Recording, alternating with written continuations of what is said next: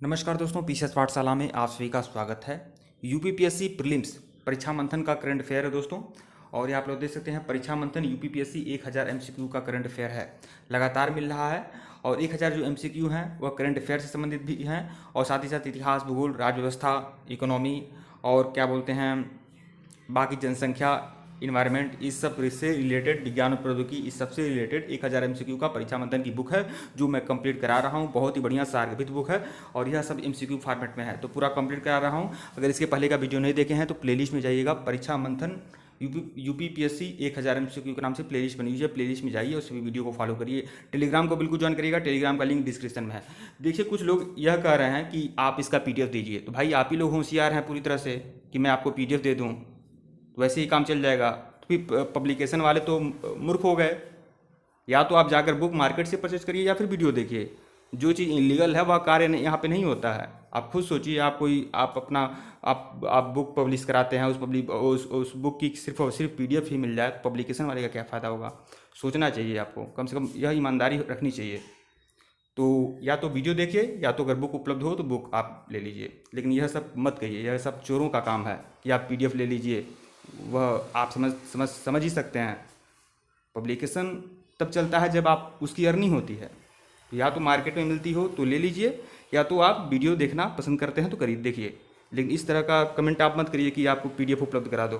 PDF कैसे उपलब्ध करा दें, इलीगल कार्य है ये। और टेलीग्राम ज्वाइन कर सकते हैं, टेलीग्राम का लिंक डिस्क्रिप्शन में है। आइए सीधे प्रश्नों पे आते हैं। अर्थव्यवस्था से संबंधित प्रश्न है, आइए शुरुआत करते हैं। भारत सरकार द्वारा शुरू की गई उत्पादन लिंक प्रोत्साहन योजना का उद्देश्य है, क्या है उद्देश्य, तो यह आप लोग देख लीजिए। तो इसमें विकल्प डी जो है वही सही है, उपयुक्त सभी विकल्प सही हैं, सभी के सभी विकल्प सही हैं। तो देखिए इसमें क्या है, भारत की विनिर्माण क्षमताओं को आगे बढ़ाना, फिर घरेलू विनिर्माण को आगे बढ़ाते हुए निर्यात को प्रोत्साहन करना, फिर इसका उद्देश्य भारत को वैकल्पिक वैश्विक मैन्युफैक्चरिंग केंद्र बनाया जाएगा। यह तीनों जो हैं, यह तीनों सही है। व्याख्या देखिए, भारत सरकार द्वारा शुरू की गई उत्पादन लिंक प्रोत्साहन योजना का उद्देश्य भारत की विनिर्माण क्षमताओं एवं निर्यात को आगे बढ़ाना है। इसके अतिरिक्त भारत को एशिया का विनिर्माण हब बनाना भी शामिल है। गौरतलब है कि इस योजना को 10 से अधिक क्षेत्रों के लिए शुरू किया गया है। इस योजना का क्रियान्वयन संबंधित मंत्रालयों या विभागों द्वारा किया जाएगा। देखिए, अगर लग रहा है कि आप लोग को मेरी स्पीड बहुत ज़्यादा है तो आप लोग हमारी स्पीड को घटा और बढ़ा सकते हैं। यह फैसिलिटी यूट्यूब ने ऑलरेडी दे दिया है। तो आप लोग जाइए, ऊपर आपका 3 बिंदु बना होगा, 3 डॉट बना होगा, वहाँ से आप लोग हमारी स्पीड को कम या ज़्यादा कर सकते हैं। हर चीज़ बतानी पड़ती है क्योंकि कुछ लोग आकर इरिटेट करने लगते हैं कि आप बहुत जल्दी जल्दी बोलते जा रहे हैं। तो सब कुछ आपके हाथ में है, आप हमारी स्पीड को कम या ज़्यादा कर सकते हैं। तो देखिए, अगला प्रश्न है, G7 शिखर सम्मेलन की वित्त मंत्रियों की बैठक में प्रस्तावित वैश्विक न्यूनतम कॉर्पोरेट का दर के तहत G7 देश कम से कम कितने प्रतिशत की वैश्विक कर दर का समर्थन करेंगे। तो देखिए, G7 जो है वह विकल्प सी सही है, 15% कर का समर्थन कर रहे हैं G7 के देश। G7 समूह के वित्त मंत्रियों द्वारा वैश्विक न्यूनतम कॉर्पोरेट की दर की स्थापना करते हुए समझौते को अंतिम रूप दिया गया है। समझौते के अनुसार G7 देश कम से कम 15% की वैश्विक न्यूनतम कॉर्पोरेट कर दर का समर्थन करेंगे एवं उन देशों में करों का भुगतान सुनिश्चित करने हेतु उपाय किए जाएंगे जहां व्यवसायों का संचालन किया जाएगा। विदित हो कि यह टैक्स उन बहुराष्ट्रीय कंपनियों को न्यूनतम कर देने हेतु बाध्य करेगा जो अपने घरेलू देशों में उच्च कॉर्पोरेट कर से बचने हेतु कम कॉर्पोरेट कर दर वाले देशों में अपना लाभ ट्रांसफर करती है। अगला प्रश्न देखिएगा, प्रधानमंत्री ऊर्जा गंगा पाइपलाइन परियोजना की लंबाई 2540 किलोमीटर है। यह उत्तर प्रदेश से उड़ीसा तक आएगी। इस परियोजना के तहत भारत के 7 शहरों वाराणसी, रांची, कटक, पटना और भी शहर हैं, भुवनेश्वर और कोलकाता में पाइपलाइन पहुंचाई जाएगी। रिक्त स्थान पर छोड़ा गया शहर क्या है, तो रिक्त स्थान पे कौन सा शहर आएगा, तो जमशेदपुर। देखिए यहाँ जमशेदपुर छूटा है, तो यह शहर रहेंगे, उत्तर प्रदेश से उड़ीसा तक जाएगी यह। तो देखिए इसमें वाराणसी, रांची, कटक, पटना, जमशेदपुर, भुवनेश्वर और कोलकाता इस पाइपलाइन परियोजना में रहेंगे। प्रधानमंत्री ऊर्जा गंगा पाइपलाइन परियोजना का संगम 2540 किलोमीटर लंबी है जो उत्तर प्रदेश से उड़ीसा तक जाएगी। इस परियोजना के अंतर्गत पूर्वी भारत के 7 शहर वाराणसी, रांची, कटक, पटना, जमशेदपुर, भुवनेश्वर और कोलकाता गैस पाइपलाइन परियोजना पहुंचाई जाएगी। तो इसमें उत्तर प्रदेश का एक है वाराणसी, फिर रांची झारखंड का है, रांची, जमशेदपुर या फिर झारखंड से आ जाएंगे, बिहार का एक है पटना, फिर कटक, भुवनेश्वर और उड़ीसा से आ जाएंगे, और कलकत्ता का एक पश्चिम बंगाल है। इस तरह से आप लोग अच्छे से समझ भी सकते हैं। 15वें वित्त आयोग ने अपनी प्रमुख सिफारिशों में से एक में कर राजस्व में राज्यों की हिस्सेदारी कितना प्रतिशत करने की अनुशंसा की है। तो 15वें वित्त आयोग ने राज्यों की जो हिस्सेदारी है वह 41% करने की सिफारिश की है, 41%। अगले प्रश्न पे आइएगा, इसकी व्याख्या देख लीजिए। 15वें वित्त आयोग का गठन 22 नवंबर 2017 को एन.के. सिंह की अध्यक्षता में किया गया। इसकी कई सिफारिशों को केंद्र सरकार द्वारा स्वीकृति प्रदान की गई। गौरतलब है कि वित्त आयोग द्वारा केंद्र से राज्य के साथ साझा किए जाने वाले राजस्व में राज्यों की हिस्सेदारी जो होगी 41% करने की सिफारिश की गई है, जिसको केंद्र सरकार द्वारा स्वीकार भी कर लिया गया है। अगला प्रश्न, भारत में वर्ष 2021-22 में किए गए डिजिटल ट्रांजैक्शन में किस प्लेटफॉर्म की हिस्सेदारी सर्वाधिक रही है? या ज़्यादा आप लोग यूज करते हैं फ़ोन पे, गूगल पे, पेटीएम, अमेजन पे, तो देखिए सबसे ज़्यादा जो डिजिटल ट्रांजैक्शन हुआ है वो फ़ोन पे से हुआ है। बहुत ही इंपॉर्टेंट प्रश्न है, ध्यान में रखिएगा आप लोग, फ़ोन पे से हुआ है। भारत ने वर्ष 2021-22 में डिजिटल ट्रांजैक्शन के सारे रिकॉर्ड तोड़ते हुए 25.5 बिलियन ट्रांजैक्शन किए हैं। इसके 50 चीन का नंबर आता है। सबसे ज़्यादा ट्रांजैक्शन भी अगर हुआ है किस देश में और डिजिटल ट्रांजैक्शन, तो वह भारत में हुआ है, और दूसरे स्थान पर किसका हुआ है? चीन का हुआ है। और डिजिटल ट्रांजैक्शन जितनी भी कंपनियां फ़ोन पे, गूगल पे, पेटीएम आदि, उसमें सबसे ज़्यादा रिकॉर्ड जो तोड़ा है वो फ़ोन पे ने तोड़ा है, जहां 15.7 बिलियन ट्रांजैक्शन हुए। विदित हो कि भारत में सर्वाधिक डिजिटल ट्रांजैक्शन फोनपे से द्वारा किया गया है। सबसे ज़्यादा किया गया है फोनपे से 46%, फिर गूगल पे से भी 34% किया गया है, पेटीएम से 11% किया गया है, अमेजन पे से 1.83% किया गया है, और अन्य जो छोटे छोटे हैं उनसे 5.87 किया गया है। यह चीज़ ध्यान रखिएगा आप लोग। इसकी व्याख्या देख लीजिए। भारत सरकार द्वारा शुरू की गई स्वामित्व, देखिए व्याख्या नहीं है, ये जितना भी छोड़ा गया है सबका एक अलग विविध में दिया है। तो देखिए, भारत सरकार द्वारा शुरू की गई स्वामित्व योजना का उद्देश्य, नहीं व्याख्या नहीं, एक प्रश्न ही है, मैं व्याख्या बोल रहा था। भारत सरकार द्वारा शुरू की गई स्वामित्व योजना का उद्देश्य क्या है? तो ये स्वामित्व योजना का के बारे में 3 लाइन दिया हुआ है। इसका क्या उद्देश्य है? तो इसमें विकल्प सी जो है सही है, मतलब तीनों विकल्प सही हैं, तीनों विकल्प सही हैं। तो यह जो 1, 2, 3 दिया हुआ तीनों सही है स्वामित्व योजना के बारे में। तो देखिए, ग्रामीणों को ऋण और अन्य वित्तीय लाभ प्राप्त करने के लिए वित्तीय परिसंपत्तियों के रूप में संपत्ति का उपयोग करने का मार्ग प्रशस्त करना स्वामित्व योजना का उद्देश्य है। फिर ग्रामीण क्षेत्रों में घरों के मालिकों को अधिकार अभिलेख उपलब्ध कराना और प्रॉपर्टी कार्ड जारी करना, यह भी उद्देश्य है। फिर ड्रोन तकनीक की सहायता से ग्रामीण इलाकों की सटीक मैपिंग करना, यह भी उद्देश्य है स्वामित्व योजना का। तो तीनों बातें जो हैं सही है दोस्तों।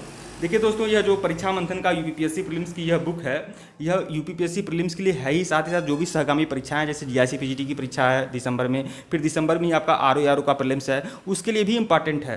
तो ध्यान में रखिएगा, जो भी 2-3-4 महीने के अंदर जो भी परीक्षा होंगी, करंट अफेयर सबके लिए इंपॉर्टेंट है। साथ ही साथ इसमें history, geography, polity, economy, computer science दिया हुआ है, ये तो हमेशा के लिए इंपॉर्टेंट है ही। भारत सरकार द्वारा शुरू की गई स्वामित्व योजना का उद्देश्य ग्रामीणों को ऋण एवं अन्य वित्तीय लाभ प्राप्त करने हेतु वित्तीय परिसंपत्तियों के रूप में संपत्ति का उपयोग करने का मार्ग प्रशस्त करना है। इसके अतिरिक्त इस योजना का उद्देश्य ग्रामीण क्षेत्रों में घर के मालिकों को अधिकार अभिलेख उपलब्ध कराना और प्रॉपर्टी कार्ड जारी करना है। विदित हो कि इस योजना को 4 वर्षों की अवधि पूरे देश में लागू किया जाएगा। जब आप लोग को लग रहा है कि अगर स्पीड ज़्यादा है तो कम कर सकते हैं। फास्टैग तकनीक क्या है? फास्टैग तकनीक क्या है? तो ऑटोमेटिक भुगतान प्रणाली। ये जो फास्टैग तकनीक जो है, यह टोल टैक्स आप जहां वसूला जाता है, जानते हो कि टोल टैक्स सड़क पर लगा रहता है, बैरियर टोल टैक्स वसूला जाता है, तो उससे संबंधित तकनीक है ऑटोमेटिक भुगतान प्रणाली। जो ही गाड़ी आएगी टोल टैक्स के पास, अपने आप भुगतान हो जाएगा। केंद्र सरकार द्वारा 1 जनवरी 2021 से 4 पहिया वाहनों व सभी कमर्शियल व निजी वाहनों हेतु ऑटोमेटिक भुगतान हेतु फास्टैग नामक डिवाइस को अनिवार्य कर दिया गया है। इस पहल का उद्देश्य डिजिटल माध्यम से त्वरित शुल्क भुगतान को बढ़ावा देना तथा वाहनों को सुचारू आवाजाही को सुनिश्चित करना है। टोल प्लाजा पर लगने वाले ट्रैफिक जमा को भी रोकना है। भारत का प्रत्यक्ष विदेशी निवेश वित्त वर्ष 2020-21 में $82 बिलियन के स्तर पर पहुंच गया। भारत में शीर्ष एफडीआई गंतव्य वाला राज्य कहा है? राज्य कौन है? मतलब एफडीआई मतलब होता है प्रत्यक्ष विदेशी निवेश। सबसे ज़्यादा प्रत्यक्ष विदेशी निवेश किस राज्य में आया है? तो उत्तर प्रदेश के गुजरात में आया है प्रत्यक्ष विदेशी निवेश, विकल्प ए। भारत में एफडीआई प्रवाह वित्त वर्ष 2021 में लगभग $82 बिलियन के स्तर पर पहुंच गया है। विदित हो कि गुजरात शीर्ष एफडीआई गंतव्य के रूप में उभरा। सबसे ज़्यादा जो एफडीआई आया, प्रत्यक्ष विदेशी निवेश आया, गुजरात में आया है, जो कि कुल प्रवाह का 37% है। और उसके बाद आया सबसे ज़्यादा एफडीआई आया है गुजरात में, फिर उसके बाद आया है महाराष्ट्र में 27%। अगला प्रश्न देखिएगा, राष्ट्रीय अवसंरचना वित्त पोषण एवं विकास बैंक अधिनियम का उद्देश्य क्या है? क्या उद्देश्य है? तो देखिए, यह आपका 4 विकल्प दिया हुआ है। तो उद्देश्य क्या है? अंतर्राष्ट्रीय अवसंरचना वित्त पोषण एवं विकास बैंक अधिनियम का उद्देश्य क्या है? तो विकास वित्तीय संस्थाओं की स्थापना करना, यही इसका उद्देश्य है, विकल्प ए। अगले इसकी व्याख्या देख लीजिए। भारतीय संसद द्वारा वर्ष 2021 में राष्ट्रीय अवसंरचना वित्त पोषण एवं विकास बैंक विधेयक पारित किया गया। इस अधिनियम के माध्यम से विकास वित्तीय संस्थाओं की स्थापना की जाएगी। ध्यातव्य है कि विकासशील देशों में विकास परियोजनाओं को वित्त प्रदान करने के लिए ये विशेष रूप से स्थापित संस्थान विकास वित्त संस्थान होते हैं। इन बैंकों की पूंजी का स्रोत राष्ट्रीय या अंतर्राष्ट्रीय विकास निधि है। अगला प्रश्न देखिए, नीति आयोग द्वारा जारी किए गए ईज ऑफ लिविंग इंडेक्स 2020 के अनुसार 10 लाख से ज़्यादा आबादी वाले शहरों में शीर्ष स्थान पर कौन सा है? तो 10 लाख से ज़्यादा आबादी वाले शहरों में ईज ऑफ लिविंग इंडेक्स में कौन सा राज्य शीर्ष पे है? तो वो है, कौन सा शहर शीर्ष पे है? तो वह है बेंगलुरु, कर्नाटक की राजधानी बेंगलुरु। नीति आयोग द्वारा जारी किए गए ईज ऑफ लिविंग इंडेक्स 2020 के अनुसार 10 लाख से अधिक आबादी वाले शहरों में प्रथम स्थान पर बेंगलुरु है, दूसरे स्थान पर क्या है? पुणे है, और उसके बाद अहमदाबाद। तो बेंगलुरु, पुणे, अहमदाबाद, इतना याद रखिएगा। 10 लाख से कम आबादी वाले शहरों में प्रथम स्थान पे क्या है? शिमला है, जबकि उसके बाद भुवनेश्वर है। तो दो याद कर लीजिए, 10 लाख से कम के कौन है? शिमला और भुवनेश्वर, और 10 लाख से अधिक वाले कौन है? बेंगलुरु और पुणे। भारत ऊर्जा प्रदेश 2021 के संदर्भ में असत्य कथन का चयन करें। असत्य कथन का चयन करना है, 4 कथन दिया गया है। इसमें असत्य कथन क्या है? विकल्प डी, यही जो आपका है असत्य है, डी। बाकी एबीसी सही है, तो एबीसी देख लीजिएगा। भारत ऊर्जा प्रदेश के बारे में एबीसी का क्या है? भारत अगले 2 दशकों में ऊर्जा मांग में 25% की सबसे बड़ी वृद्धि करेगा। वर्ष 2030 तक यूरोपीय संघ को पीछे छोड़कर दुनिया की तीसरी बड़ी उपभोक्ता बन जाएगा। वर्ष 2040 तक भारत की ऊर्जा खपत दोगुनी होने की संभावना है। तीसरा क्या है? सी, तेल की बढ़ती मांग के मद्देनजर वर्ष 2030 तक भारत का तेल आयात वित्त दोगुना होकर 181 बिलियन डॉलर तक हो सकता है। तो एबीसी जो है वह सही है, बाकी डी जो है गलत है। गौरतलब है कि भारत ऊर्जा परिदृश्य 2021 के अनुसार वर्ष 2040 तक भारत की तेल मांग वर्ष 2019 के स्तर 5 बिलियन बैरल प्रतिदिन से बढ़कर 2040 तक 8.7 बिलियन बैरल प्रतिदिन होने की संभावना है। सितंबर 2021 में जारी की गई अंकटाड व्यापार एवं विकास रिपोर्ट, अंकटाड का व्यापार एवं विकास रिपोर्ट दिया हुआ है। तो देखिए, व्यापार एवं विकास रिपोर्ट, निम्नलिखित कथनों पर विचार करिए। इसके निम्नलिखित कथनों पर विचार करना है। तो क्या है? विकल्प सी जो है सही है, मतलब तीनों विकल्प सही है। तीनों अंकटाड के बारे में जो 3 बातें लिखी गई हैं, तीनों की तीनों सही हैं। तो देखिए, रिपोर्ट के अनुसार पिछले 5 दशकों में पहली बार वैश्विक विकास दर 5.3% के स्तर तक पहुँच गया है। तो वैश्विक विकास दर जो पहुंचा है 5.3% के स्तर पर पहुंचा है पहली बार। विकासशील देशों मसलन अफ्रीका एवं दक्षिणी एशिया के देशों को कोविड-19 ने तुलनात्मक तौर पर अधिक नुकसान पहुंचाया है। कोविड-19 का सबसे ज़्यादा नुकसान किसको हुआ है? अफ्रीका एवं दक्षिणी एशिया के देशों को। हालांकि ये वैश्विक विकास दर असमान होगा, यानी कि भौगोलिक रूप से अलग अलग होगी। इसकी व्याख्या देखिए, सितंबर 2021 में व्यापार एवं विकास रिपोर्ट अंकटाड द्वारा जारी किया गया है। रिपोर्ट में संबंधित प्रश्न में दिए गए तीनों विकल्प सही हैं। इस रिपोर्ट में बताया गया है कि कोविड-19 महामारी से 4 बातें सीखनी चाहिए। विकासशील देशों से वित्तीय लचीलेपन की स्थिति अभी तक नहीं बन पाई है। कोविड-19 महामारी ने सिद्ध कर दिया है कि सार्वजनिक क्षेत्रों की अधिक सशक्त होना चाहिए। बिल्ड बैंक बेटर परियोजना को समर्थन एवं टीकाकरण से दूरी न केवल व्यक्तिगत तौर पर बल्कि सामाजिक तौर पर भी खतरनाक है। अगला प्रश्न देखिए, नगर पालिका कार्य प्रदर्शन सूचकांक 2020 के अनुसार 10 लाख से अधिक आबादी वाली नगर पालिका श्रेणी में कौन सा शहर प्रथम स्थान पे है? तो 10 लाख से अधिक आबादी वाली नगर पालिका श्रेणी में कौन सा शहर शीर्ष स्थान पे है? तो वह है इंदौर। विकल्प ए जो है इंदौर है।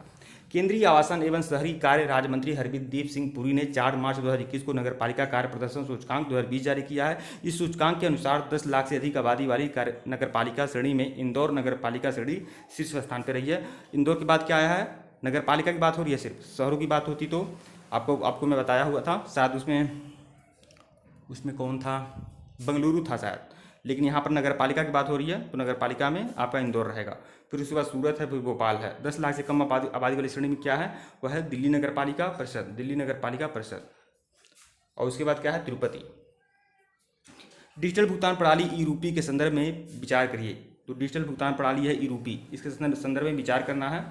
तो देखिए, इसमें कौन सही है? विकल्प डी, मतलब तीनों विकल्प सही है। तो यह भी आपका सही है। इसका इस्तेमाल भविष्य में प्रत्यक्ष लाभ अंतरण के विकल्प के रूप में किया जाएगा। ई रूपी का जो उपयोग होगा यह प्रत्यक्ष लाभ अंतरण के रूप में किया जाएगा। ई रूपी प्रणाली ई वाउचर आधारित डिजिटल भुगतान प्रणाली है, यह भी सही है। यह एक प्रीपेड वाउचर है जिसे national payment corporation of India ने वित्तीय सेवा विभाग एवं स्वास्थ्य एवं प्राधिकरण के साथ विकसित किया है, यह भी सही है।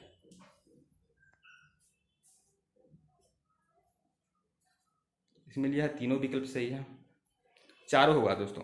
तो देखिए, इसका इस्तेमाल माँ एवं बच्चे के कल्याण, टीबी उन्मूलन, आयुष्मान भारत, खाद्य सब्सिडी आदि योजनाओं के तहत लाभार्थियों की भुगतान जरूरतों को पूरा करने में भी किया जा सकता है। तो ये भी सही है। तो कुल मिलाकर जो चारों कथन दिया गया है, चारों के चारों सही हैं।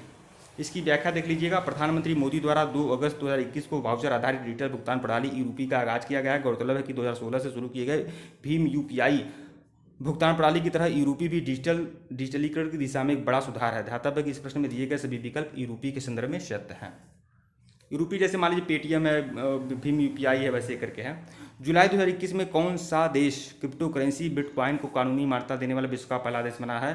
तो वह है अल सल्वाडोर। अल सल्वाडोर ने बिटकॉइन को कानूनी रूप से मान्यता दे दिया है। अल सल्वाडोर ने, विकल्प ए जो है सही आपका। जुलाई 2021 में अल सल्वाडोर विश्व का पहला देश बना है जिसने क्रिप्टो करेंसी बिटकॉइन को कानूनी मान्यता प्रदान की है। उल्लेखनीय है कि क्रिप्टो करेंसी एक प्रकार की डिजिटल मुद्रा है जिसके लेन देन संबंधी सभी जानकारियों को कूटबद्ध तरीके से विकेंद्रीकृत डेटाबेस में सुरक्षित रखा जाए। गौरतलब है कि वर्तमान में विश्व भर में 1500 से ज़्यादा क्रिप्टो करेंसी प्रचलित हैं। तो पहली मान्यता दिया है बिटकॉइन को, वह दिया है अल सल्वाडोर ने। ध्यान में रखिएगा आप लोग। अगला प्रश्न देखिएगा। वर्ष 2021-22 में एकीकृत बागवानी मिशन हेतु केंद्रीय कृषि एवं किसान मंत्रालय द्वारा कितने रुपये आवंटित किया गया है? तो 2250 करोड़ रुपया। 2250 करोड़ रुपये एकीकृत बागवानी मिशन हेतु 2250 करोड़ रुपया किसान एवं किसान मंत्रालय द्वारा आवंटित किया गया है। 2250 करोड़ रुपया। इसकी व्याख्या देख लीजिए। मई 2021 में केंद्रीय कृषि एवं किसान मंत्रालय द्वारा वर्ष 2021-22 में बागवानी क्षेत्र हेतु 2250 करोड़ रुपया आवंटित किया है। विदित हो कि आवंटन केंद्र सरकार द्वारा एकीकृत बागवानी विकास मिशन कार्यक्रम के तहत लाई गई है। अगला प्रश्न, चीन की डिजिटल मुद्रा का नाम क्या है? चीन की जो डिजिटल मुद्रा है वह क्या है? जैसे बिटकॉइन ही समझिए। तो चीन की एक डिजिटल मुद्रा है। जैसे बिटकॉइन तो ऑलरेडी एक डिजिटल मुद्रा है, लेकिन बिटकॉइन भी डिजिटल मुद्रा है। जैसे बिटकॉइन जो डिजिटल मुद्रा है वैसे ही आपका डिजिटल मुद्रा है रेनमीबी, ये आपका चीन की डिजिटल मुद्रा है। आधिकारिक तौर पर डिजिटल मुद्रा इलेक्ट्रॉनिक भुगतान के रूप में घोषित डिजिटल आरएमबी और रेनबीबी चीन की मुद्रा का एक डिजिटल संस्करण है। फरवरी 2021 में भारत के केंद्रीय पृथ्वी विज्ञान मंत्रालय द्वारा भारत की नीली अर्थव्यवस्था हेतु हितधारकों के सुझाव आमंत्रित किए गए हैं। नीली अर्थव्यवस्था का संबंध क्या है? तो नीली अर्थव्यवस्था का जो संबंध है वो समुद्री क्षेत्र के संचालन से है। समुद्री क्षेत्र के संचालन से है। समुद्र भी एक अर्थव्यवस्था का बहुत बड़ा क्षेत्र है, तो इससे संबंधित है। नीली अर्थव्यवस्था का संबंध समुद्री क्षेत्र से जुड़े संसाधनों से है। विदित हो कि नीली अर्थव्यवस्था संबंधी ड्राफ्ट ने समुद्री क्षेत्र के कुशल संचालन हेतु राष्ट्रीय लेखा ढांचे की बात की गई है। इसके अतिरिक्त इसके अंतर्गत सामुद्रिक मत्स्य पालन प्रसंस्करण उद्योग को बढ़ावा देना आदि शामिल है। वर्ष 2020 में भारत का सबसे बड़ा व्यापारिक भागीदार कौन रहा है? तो सबसे बड़ा व्यापारी भागीदार वर्ष 2020 में चीन है। चीन 2019 में कौन था? 2019 में अमेरिका था, लेकिन 2020 में कौन सा है सबसे बड़ा व्यापारिक भागीदार? वह है चीन। वर्ष 2020 में भारत का सबसे बड़ा व्यापारी भागीदार देश कौन सा है? चीन है। विदित हो कि 2020 में चीन का द्विपक्षीय कारोबार जो था 17.7 अरब डॉलर था, जबकि अमेरिका के साथ 75.9 अरब डॉलर का कारोबार था। मतलब चीन का भारत के साथ जो कारोबार रहा है 17.7 अरब डॉलर रहा है, और चीन का अमेरिका के साथ जो कारोबार रहा है 75.9 अरब डॉलर का रहा है। तो ध्यान रखिएगा। अगर चीन की बात किया जाए तो चीन का सबसे बड़ा व्यापारिक भागीदार कौन है? वह है अमेरिका। लेकिन भारत का सबसे बड़ा व्यापारिक भागीदार कौन है? वह है चीन। गिग वर्कर क्या होते हैं? तो यह 4 ऑप्शन पे है। तो गिग वर्कर जो होते हैं, यह विकल्प है। गिग वर्कर यानी कुछ समय के लिए नियुक्त किए जाने वाले कर्मचारियों की कमी होने लगती है तो कुछ समय के लिए कर्मचारियों को नियुक्त किया जाता है, उन्हें गिग वर्कर बोलते हैं। और इसी से संबंधित है गिग इकोनॉमी, ये भी संबंधित है इससे। गिग वर्कर कुछ समय हेतु नियुक्त किए जाने वाले कर्मचारी होते हैं। अगला प्रश्न देखिएगा। बीमा क्षेत्र एफडीआई के 49% बढ़ाकर कितना प्रतिशत कर दिया गया है? एफडीआई जो बीमा क्षेत्र में किया गया है 49% से बढ़ाकर कितना कर दिया गया है? 74%। तो यह कुल मिलाकर सारा कंप्लीट हो गया। ठीक है दोस्तों, वीडियो को लाइक और चैनल को सब्सक्राइब करिएगा। टेलीग्राम को बिल्कुल ज्वाइन करिएगा। टेलीग्राम का लिंक डिस्क्रिप्शन में है। इसके पहले का वीडियो नहीं देखे हैं तो प्लेलिस्ट में जाइएगा। परीक्षा मंथन यूपीपीएससी प्रीलिम्स 1000 MCQ के नाम से प्लेलिस्ट बनी हुई है। पूरा का पूरा वीडियो फॉलो कर लीजिए दोस्तों, पूरा वीडियो फॉलो कर लीजिएगा। और लिंक डिस्क्रिप्शन में टेलीग्राम का है, ज्वाइन जरूर कर लीजिएगा। और यह देखिए अगले सेशन में हम लोग देखेंगे अर्थव्यवस्था एवं आर्थिक सर्वेक्षण 2020-21। यह बहुत ही इंपॉर्टेंट टॉपिक है दोस्तों। यहाँ पर देख लीजिए, अर्थव्यवस्था आर्थिक सर्वेक्षण 2020-21 में पूरा का पूरा इंपॉर्टेंट टॉपिक आपके सामने होगा और पूरा मैं करा दूंगा।